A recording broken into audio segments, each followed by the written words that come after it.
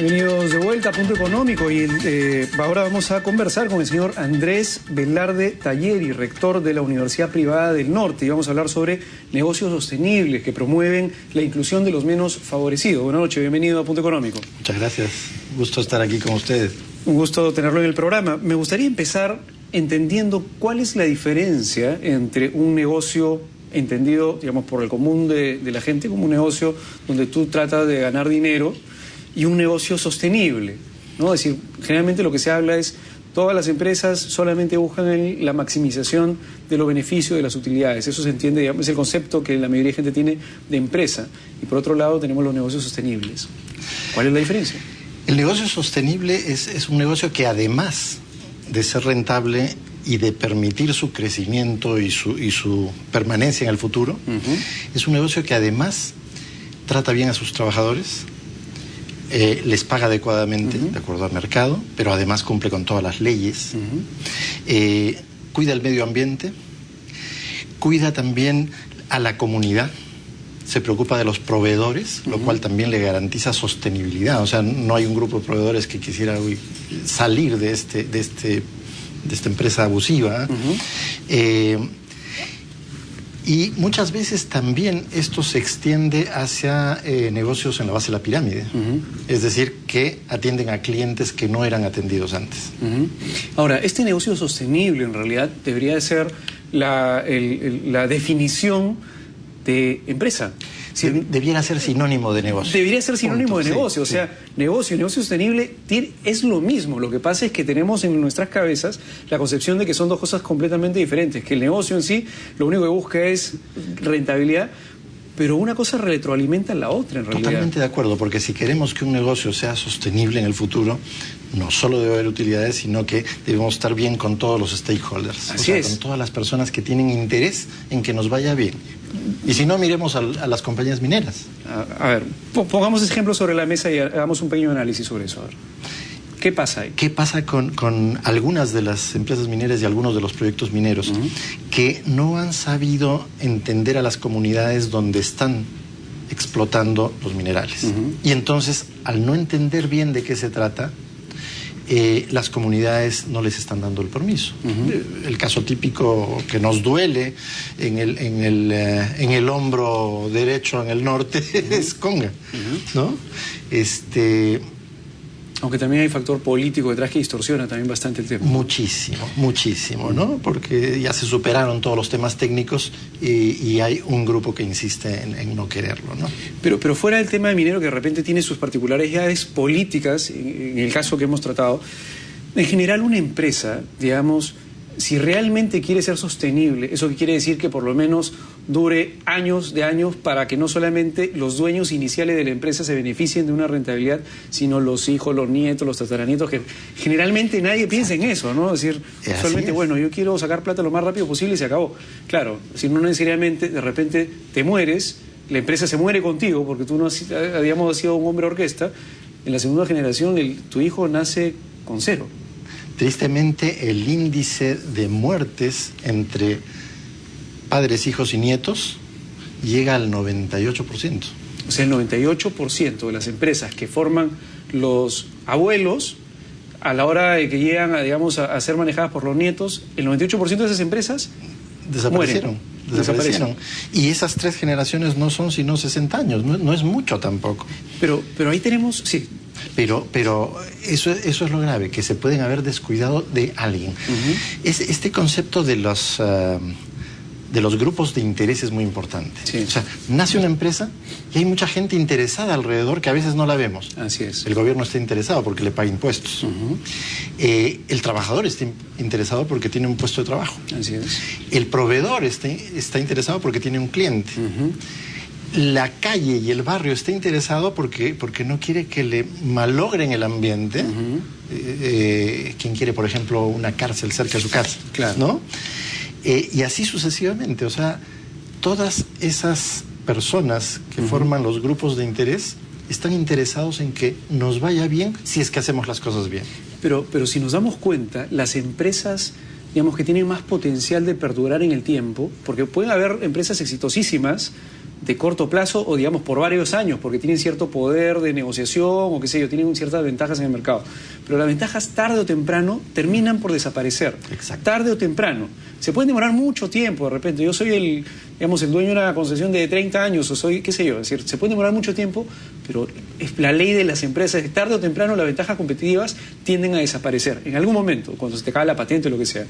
El problema es que si los empresarios no entienden la importancia que tienen los trabajadores, que tiene el gobierno, que tiene el medio ambiente, etcétera, quien sí lo entienda, a la hora que se terminan sus ventajas competitivas, a la hora que se le venza la patente y realmente entren a competir en un mercado mucho más complicado, porque ya no tiene las ventajas que tenía antes, es mucho más probable que los proveedores a los cuales esta empresa trató bien y no le pagaba a 120 días, si no le pagaba en 15 días o menos, ¿no? En algún momento cuando las papas quemen y el proveedor solamente pueda decidir entre proveerle a la empresa A y a la empresa B, le provee a la empresa A. Totalmente de acuerdo. Y la empresa B, que lo tenía a 120 días y lo tenía así ahorcado, cuando de repente ya no haya, pues no sé, papitas en sobre que sean proveídas por nadie, bueno, el poder de negociación lo va a tener la otra parte. Y quien lo ha tratado mejor en esas etapas va a ser quien se beneficie de esa relación. Totalmente de acuerdo. Y hacer empresa exitosa tiene que ver con ventajas competitivas. Así es. Y ventajas competitivas son aquellas ventajas que yo tengo para darte un mejor producto, un mejor servicio y que no tiene mi competencia. Y como dices tú, las ventajas competitivas no son eternas, son durables solo en una ventana de tiempo porque después van a ser copiadas. Y hoy día ya se acabaron hace rato los tiempos donde había que ser bueno, pero no importaba tanto el precio.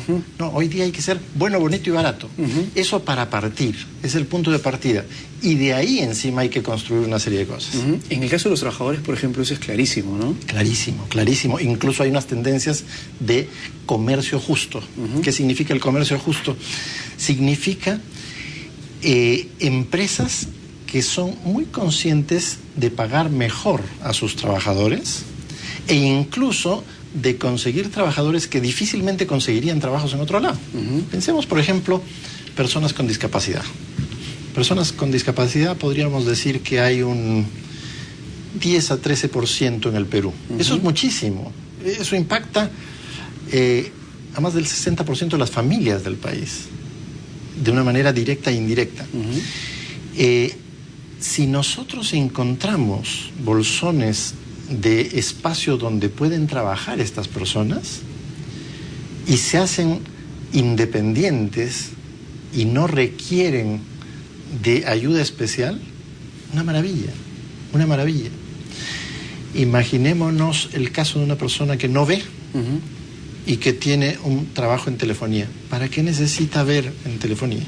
Imaginémonos una persona que no oye y que trabaja con máquinas que hacen mucho ruido. Imaginémonos una persona que no oye ni habla y que está en un packing. O sea, perfectamente pueden funcionar mejor que cualquier persona que no tenga una discapacidad tan severa, pero en el lugar y en el ambiente específico. Ahora, el tema es que, digamos, si se trata de imponer o si se trata de hacer obligatorio, los resultados pueden ser perjudiciales. No, eso no es por imposición. Exactamente, o sea, lo importante es que los empresarios entiendan que inclusive qué oportunidades de negocio hay en ese mismo escenario. Es una oportunidad de diferenciarse. Así es. Y de dar un plus. Y que cuando todos los competidores tengan el mismo producto al mismo precio, con la misma buena calidad, me prefieren a mí. Porque yo además doy trabajo a personas que no lo tendrían si es que no estuviera yo. Claro, y son cosas que de repente no cuestan a veces mucho, sino hay que ser, digamos, un poquito más creativo y pensar fuera de la caja para poder tener esos pasos adelante, digamos, para diferenciarse, porque la diferenciación se hace desde algo pequeñito, desde la forma en que se contesta el teléfono hasta algo muy grande. Totalmente de acuerdo. Justo ahora estamos con Mike Gordon, que es profesor principal de Babson. Babson es conocida como la universidad número 1 del mundo en emprendimiento y en innovación. Y precisamente habla de estos conceptos. Mike Gordon dice, ya competir en el mismo escenario donde estamos todos no tiene ningún sentido. Hay que hacer empresas sostenibles. Y hay que innovar además y desarrollar esta innovación tiene mucho que ver con los stakeholders y con ser una empresa buena. O sea, buena me refiero a una empresa con buen corazón. Eso es vital y eso está haciendo diferencias en el mundo. Y diferencias importantes, no estamos hablando de un 5%, 10%, estamos hablando de un 30-40% más de precio que está dispuesto a pagar un cliente, un consumidor, si es que las cosas se hacen bien, si no se abusa de los trabajadores, si no se contrata niños, si es que se trata bien a la gente, si es que a los proveedores se les trata con cariño. Tal vez, digamos, para que los empresarios lo puedan entender de repente, y poniendo algunos ejemplos, en el caso, por ejemplo, de los trabajadores, y vuelvo al punto, pueden haber trabajadores que son especialistas en ciertos temas. Claro. Que son trabajadores que muchas empresas tratan de cuidar, y a veces se comete el error de tratar de cuidarlo solamente con el tema de precio, o sea... Pagar más, y no necesariamente es eso al final. Es decir, y hay empresas que entienden perfectamente el concepto de ser... Una empresa es como una persona y tiene que ser buena intrínsecamente. No por el hecho de ganar plata vas a estar, digamos, perjudicando a los demás. Eso no funciona. Así es. Lo que se llama en economía externalidad negativa. No le puedes meter externalidad negativa a todo el mundo, ¿no? Ese costo... Al contrario, debemos generar externalidades positivas. Exactamente. Porque en el fondo estamos en este mundo para ser felices y hacer felices a los demás. Así es. Yo creo que yo me quedaría con ese mensaje. Es decir, las empresas están para hacer felices a las personas, incluidos los accionistas, obviamente, que quieren ser felices también. Incluye el tema de rentabilidad y además al entorno, ¿no? Es decir, ese es el punto, o si no, ¿para qué una empresa o una persona esté en la vida, ¿no? Así es. Hay que disfrutarla. De eso se trata. Muchas gracias, señor Andrés Velarde Tayeri. Creo que es importante el mensaje que hemos dado y que nos ha ayudado a dar el día de hoy. Y bueno, el mensaje está puesto para los empresarios. Si quieren ver esta entrevista, pueden entrar al Facebook del programa www.tv Perú Económico. Muchas gracias nuevamente, señor Velarde Tayeri. Y con el día de mañana nos volvemos a ver con más en Punto Económico. Cuídense. Chau, chau.